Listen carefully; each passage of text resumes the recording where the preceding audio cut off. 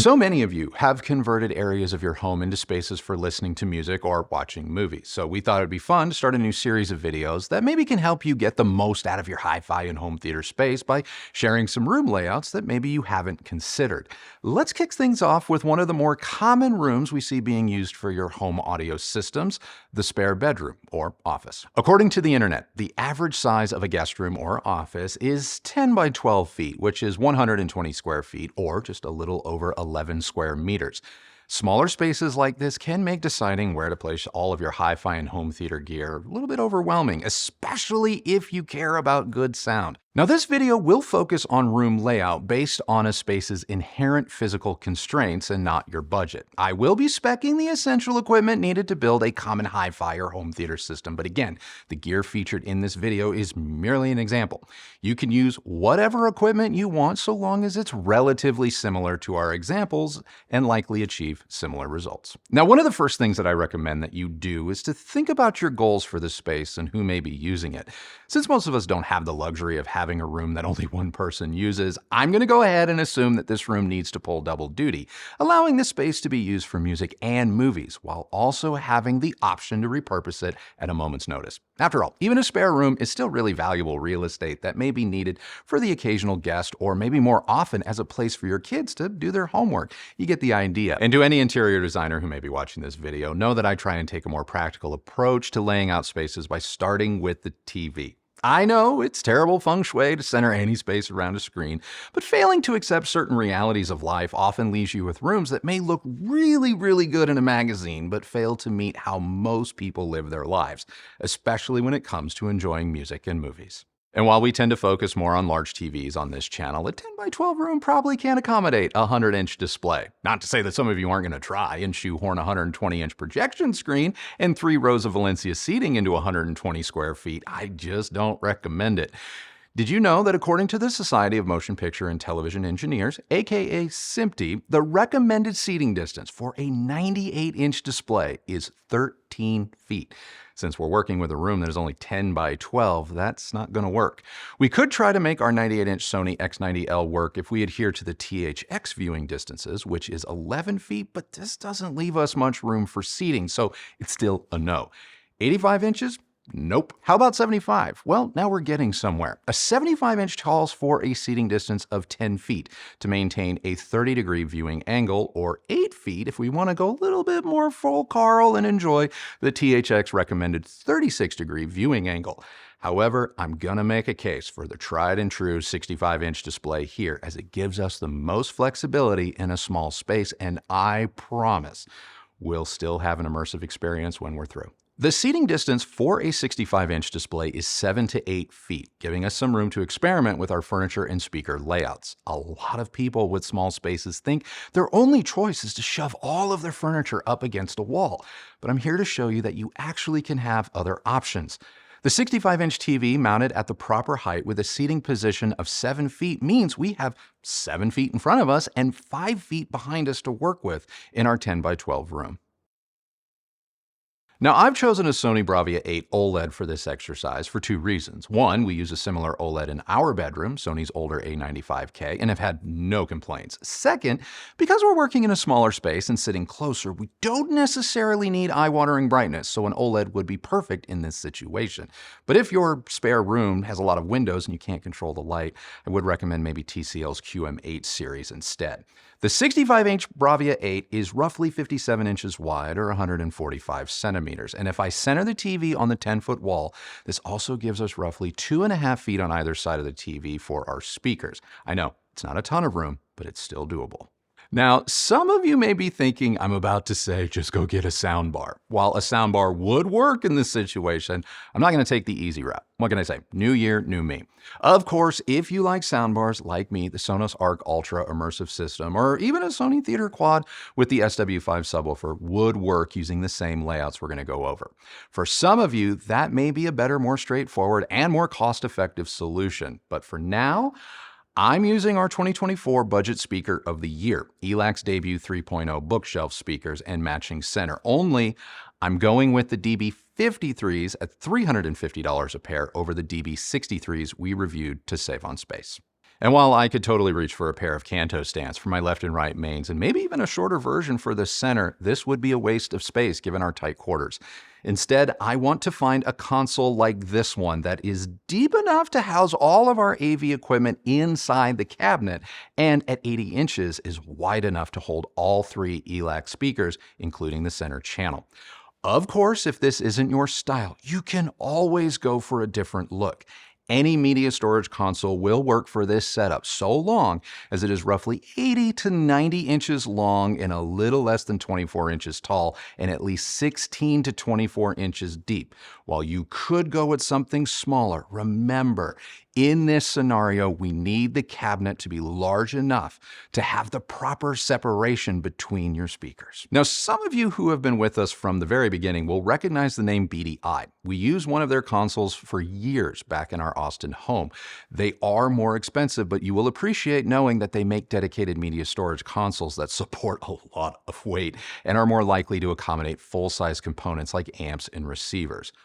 Plus, most of their doors are actually acoustically transparent, which makes it possible for remote signals to pass through them easily, as well as gives you the potential flexibility of placing smaller speakers inside the cabinet for a more stealth installation. Now that we have an idea of where the TV should be mounted and what kind of console to look for, we can focus on getting the front of the room laid out. As I mentioned earlier, we are placing all 3 ELAC speakers on top of our cabinet. Now, if you're concerned about vibrations, you can invest in isolation products like the ones we use, or go the more DIY route and place a few washing machine pucks underneath your speakers to cut down on any potential rattling. Since the cabinet is a little over 6.5 feet wide, the speakers can be placed at opposite ends, which should give us close to an equilateral triangle with our seating position, and if you recall, in our 10 by 12 room, that is 7 feet away. An equilateral triangle is ideal for proper stereo in home theater imaging when considering speaker placement in any size room. And if you're concerned about the speakers maybe being too close to the front and side walls, don't be worried. Using a room simulator and focusing only on the speaker's frequency response and not the room's decay times, we can see that there is a probable chance that we will see a relatively smooth response from about 60 Hertz on up with the speakers in this position. I'm not claiming a perfect response, but one that should be pleasing on its own, and even better if you can run auto room correction like Odyssey or Dirac. And for you bass heads, yes, there is actually room to accommodate a small subwoofer, which, according to my room simulations, can go in the front of the room and to the right of our right front speaker for best results. We don't need a big sub, so for this exercise, I've spec'd one of my all-time favorites, SVS's 3000 Micro. With the sub in the front right corner of our room, we should see a pretty even bass response from the mid 20 Hertz region on up to 80 or 100 Hertz, where our crossover will likely be set. There may be a mild potential for a dip between 50 and 60 Hertz, but nothing crazy, and this is something that Odyssey or Dirac would be able to smooth out or just fix altogether. I gotta say, I went through a lot of viewer setups before I decided to put together this video, so I know that some of you are going to be tempted to go with a tower speaker rather than a bookshelf, and I get it. A bookshelf speaker on a stand doesn't always save you space over a similarly sized tower. However, in this instance, if we went with the tower version of the ELAC bookshelves, the ELAC Debut DF53, we may have to sacrifice some of our storage flexibility, which could lead to more congestion and clutter. And these are just two things you want to avoid in a small space. And if we're not able to maximize our space and storage with towers, at least in this example, there may not be room also for a sub. You may also face more acoustic challenges when using towers here running full range. Challenges like the potential for a dip in bass between 50 and 60 Hertz, not to mention additional dips below 40 Hertz due to the speaker's placement. While small towers can work in small spaces, there is a difference between working and being the right solution. And at the top of this video, we did say that we wanted this space to be inviting and serve as a multi-purpose room when needed. To do this, we need to be smart about the rest of our furniture choices. While you could go with a row of theater seats, that would limit the room to just one use. Instead, let's choose a more traditional sofa-like option and additional flex seating that can be arranged really easily. Oh, but real quick, before we source the furniture, we need a rug to help ground and better define the space. A rug may also help to reduce the room's overall decay times. I'm not saying it's a cure-all, but there is a benefit to having a good rug and a thick pad underneath, even if your room already is carpeted. For this example, I'm going with one of my favorite affordable rugs from Auburn. We use this rug in our own living room, and it has held up well, even with a dog and a lot of heavy traffic. I tend to go for solid neutral rugs and colors that complement a variety of furniture finishes and styles, but hey, if you know the look you're going for and you want to make a splash, get whatever rug speaks to you. If you have a 10 by 12 room like this, a rug that is roughly 5 by 8 or 6 by 9 is going to work. Okay, couch time. We all love a big, soft, comfy sofa. However, when you're working with limited space, tailored lines and proportions, they're going to be your friend.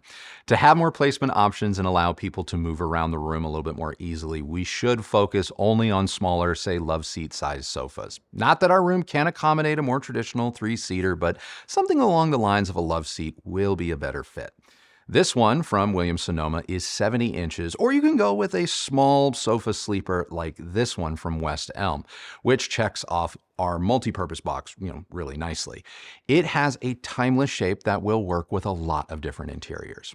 Modular style seating is another great idea for small spaces. Dupes of our BB Italia Cameleoda chairs would also work well in a small space. But what's great about modular seating in general is there's almost an endless number of ways you can use it. You can place them together as a sofa or separate them as individual chairs. Now, if these seating options aren't quite your vibe, I get it. Just try to keep the dimensions of your seating to around 6 feet in width by 3 feet in depth. And for those of you who like to live in total comfort 24/7, I haven't forgotten about you. I'm even willing to look past the fact that high seat backs may interfere with your sound experience. So go ahead, check out the Harris Motion reclining sofa, or if you want something a little bit more upmarket and customizable, maybe peep the Auburn or Spencer recliners, all of which are from West Elm. Okay, so now that we have the furniture selected, we can start to tackle the TV height and our surround sound. Starting with the TV, we want to mount it so that our seated eye height falls somewhere between the bottom third and halfway up the screen. Using the Presidio sofa, which has a seat height of 20 inches, means the TV bottom edge needs to be around 30 inches up from the floor to put the TV at its proper viewing height while still clearing the console and our center speaker.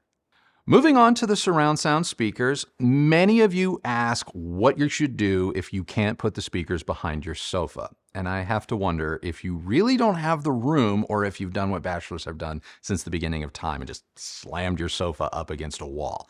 With this layout where your seating is pulled away from the wall, you now have a way to allow for proper placement of surround speakers. Now, according to Dolby's 5.1 guidance, surround speakers should be placed slightly behind and to the sides of your seated position.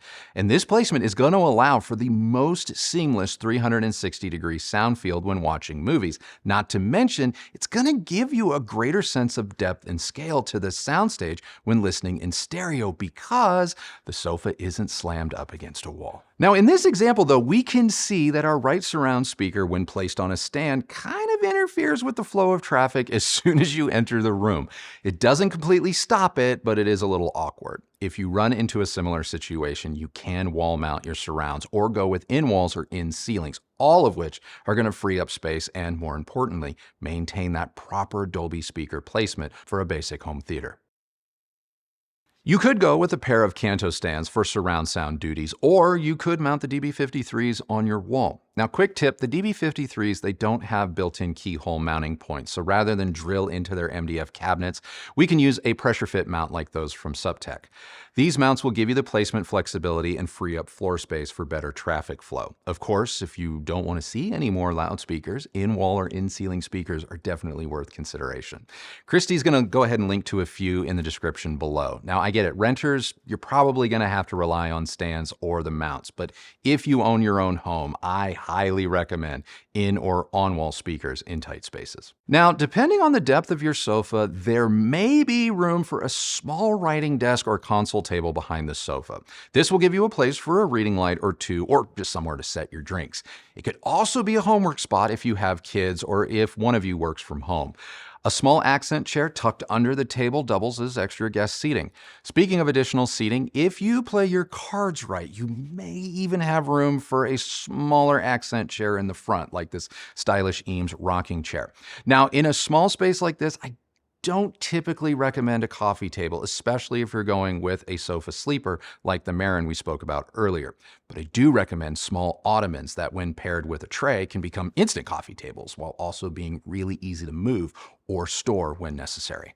So all that's left is really to settle on a simple AVR and some source components, all of which will fit inside, out of sight, in our media cabinet. For a simple setup like this, I recommend not going too crazy. A basic AVR like Marantz Cinema 70S or Onkyo's RZ30 is going to work just fine, and even allow you to expand this 5.1 home theater to ATMOS by adding ELAC's DA43 modules on the front speakers, creating a 5.1.2 ATMOS setup without taking up any more space. But before we get out of here, if your small home theater also doubles as your bedroom, believe it or not, this layout still works. We just have to move a few things around. For example, a simple queen bed like this one will work with plenty of space to maintain a proper listening distance while still allowing for good traffic flow.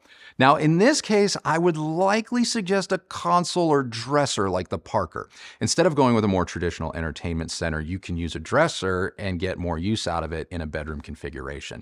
Now, this may require you to raise the height of your TV a little bit, and if you are DIY handy, you still can easily turn one or two of the drawers of the Parker dresser into shelves for your equipment, and then go ahead and use the others for more clothing storage. But all in all, honestly, not much has to change apart from maybe losing some of the flex seating and swapping the small desk out for a nightstand. So there you have it, a few different ways to incorporate a true stereo or home theater system into a smaller space without having to use an evil soundbar. Now, there's many ways to tackle any space, so if you found this video helpful, please do let us know, because we're thinking about maybe opening up some one-on-one consultations sometime this year. If you like that idea, again, sound off in the comments below. We would love to hear from you. Otherwise, thank you so much for watching this video. This is just part 1. In part 2, we're going to focus on family rooms and open concept living. But until then, the only one who has to like the sound of your system is you. So happy listening, everybody. Thank you so much for watching, and we will see you on the next video. Bye.